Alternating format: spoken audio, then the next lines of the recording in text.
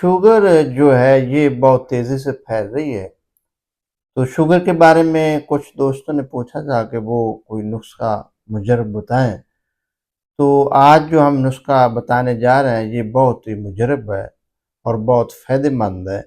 تو کرنا کیا ہے کہ کوڑ تما لینا ہے، 1 کلو اس کا پانی نکال لینا ہے اور اس میں 100 گرام کالے چنے بھگو دینے۔ جب وہ پانی اپنے اندر جذب کر لیں اور پانی خشک ہو جائے تو پھر چنے خشک کر کے ان کا سوپ بنا لیں اور اس میں 10 گرام جو تلخ، 10 گرام تخم دانہ میتھی، 10 گرام کلونجی، 50 گرام مغز بادام، یہ سب چیزوں کا سوپ بنا لیں۔ تو درمیانہ سائز کیپسول پالیں، 1 کیپسول صبح اور 1 شام کو استعمال کریں۔ اس سے شوگر بھی کنٹرول ہو جاتی ہے اور لبا کو بھی تقویت ملتی ہے، اور اس کے ساتھ ساتھ یہ نسخہ قبض کو بھی ٹھیک کرتا ہے اور دردوں کے لیے بھی بہت مجرب ہے۔